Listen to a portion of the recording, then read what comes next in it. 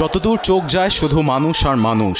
বাংলাদেশের মতোই গাজায় ইসরায়েলি বর্বরতার প্রতিবাদে শুক্রবার হাজার হাজার ইয়েমেনি নেমেছে রাজপথে। এতে উত্তাল রাজধানী সানা।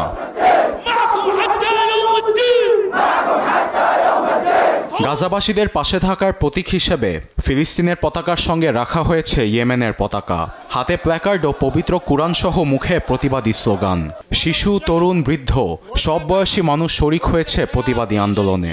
সাধারণ মানুষের সঙ্গে রাজপথে নেমেছে দেশটির সশস্ত্র সংগঠন হুতি। হাতে অত্যাধুনিক অস্ত্র নিয়ে ইসরায়েলি আগ্রাসনের বিরুদ্ধে জানান দিচ্ছে প্রতিবাদী কণ্ঠের।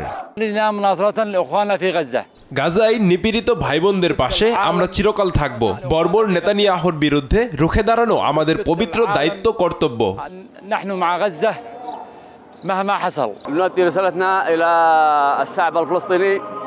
ফিলিস্তিনি ভাই বোনদের আমরা শুধু একটি বার্তা দিতে চাই, আপনারা একা নন। সৃষ্টিকর্তা আপনাদের সঙ্গে আছে।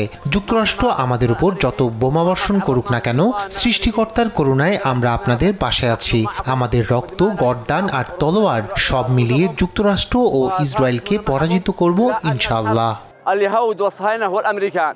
ফিলিস্তিনিদের পাশাপাশি ওয়াশিংটনের একের পর এক বিমান হামলার বিরুদ্ধেও প্রতিবাদী স্লোগান দিচ্ছে হাজার হাজার ইয়েমেনি। এদিকে শুক্রবার রাজধানী সানা সহ পশ্চিমাঞ্চলের হুদায়দা প্রদেশের একাধিক জায়গায় বিমান হামলা চালায় যুক্তরাষ্ট্র। এতে কোনো হতাহতের খবর না পাওয়া গেলেও ধুলোর সঙ্গে মিশে গিয়েছে বহু বেসামরিক স্থাপনা, এমনটি অভিযোগ করেছে স্থানীয়রা। তবে বরাবরের মতোই হুথিদের লক্ষ্য করে হামলার সাফাই গেয়ে আসছে হোয়াইট হাউস।